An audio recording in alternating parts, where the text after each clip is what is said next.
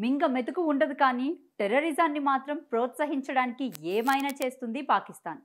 ఓవైపు పాకిస్తాన్ ప్రజల కనీస అవసరాలకు ఇబ్బంది పడుతున్నారు. తమ దేశంలో విభజన వచ్చేలా ఉంది. ఓవైపు ఆఫ్ఘాన్ నుంచి తాలిబాన్లు దాడి చేస్తున్నారు. ఇన్ని సమస్యలను పట్టించుకోకుండా ఇప్పుడు కాశ్మీర్ను మర్చిపోయామంటూ మారణకాండకు దిగుతున్నారు. ఆ దేశానికి మరోసారి గట్టిగా బుద్ధి చెప్పాల్సిన పరిస్థితి కల్పించుకున్నారు. కాశ్మీర్ను మర్చిపోము, అక్కడి ప్రజల పోరాటానికి సాయం చేస్తూనే ఉంటామని పాకిస్తాన్ ఆర్మీకి చెందిన కీలక వ్యక్తి ప్రకటన చేసి వారం రోజులు కాకముందే దేశంపై దాడి చేశారు.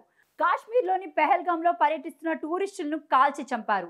ఆర్టికల్ 370 రద్దు తర్వాత ప్రశాంతమైన పరిస్థితులు ఏర్పడుతూ ఉండడంతో పర్యాటకుల సంఖ్య పెరిగింది. కొన్నాళ్ళు సైలెంట్గా ఉన్న టెర్రరిస్టులు బలగాలు పెంచుకోవడం లేదని అర్థం చేసుకున్నాక పంజా విసిరారు. పెహల్గాం మంచి పర్యాటక ప్రాంతం, పెద్ద ఎత్తున టూరిస్టులు వస్తారు. వేసవి ప్రారంభమైన తర్వాత ఇంకా ఎక్కువ మంది వస్తున్నారు. స్థానికులు కూడా టూరిస్టుల వల్ల ఆదాయం పెరుగుతుందని సంతోషపడుతున్నారు. ఇలాంటి సమయంలో పాక్ ప్రేరేపిత ఉగ్రవాదులు పంజా విసిరారు.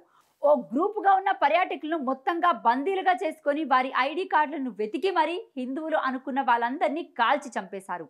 కొత్తగా పెళ్లైన జంటలో మగవాళ్ళను టెర్రరిస్టులు చంపేశారు. హత్యాకాండ చేసిన తర్వాత వారు పర్వతాల్లోకి వెళ్ళిపోయారు. విషయం తెలిసిన వెంటనే భద్రతా బలగాలు గాలింపులు చేపట్టాయి. ఈ విషయంపై కేంద్రం సీరియస్గా స్పందిస్తోంది. అమిత్ షా వెంటనే శ్రీనగర్కు వెళ్లారు.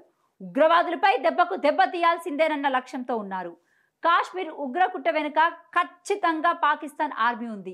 వారం రోజుల కిందట మునీర్ అనే ఆర్మీ జనరల్ కాశ్మీర్ ప్రజల పోరాటానికి మద్దతిస్తామని బహిరంగంగా ప్రకటించారు.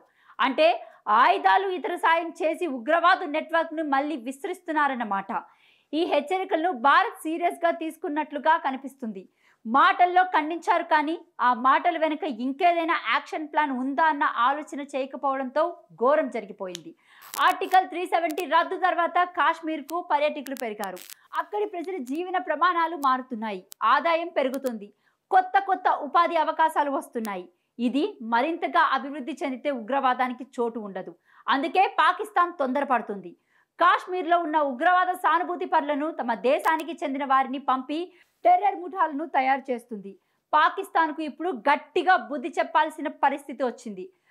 సర్జికల్ స్ట్రైక్స్ లాంటి వాటితో కాదు, ఇప్పుడు ప్రపంచంలోనే చాలా దేశాలు తమ రక్షణ కోసం తమపై ఎవరు దాడి చేస్తారో వారిని ముందుగానే అంతం చేస్తున్నాయి. అలాగే ఇప్పుడు పాకిస్తాన్ అంతు చూడాల్సిన సమయం వచ్చింది. పాకిస్తాన్ ఆర్మీ ప్రత్యక్ష సహకారంతో జరిగిన ఘోరం ఇది. దీనికి తగ్గట్లుగా రియాక్షన్ చూపించాల్సిన అవసరం ఉంది.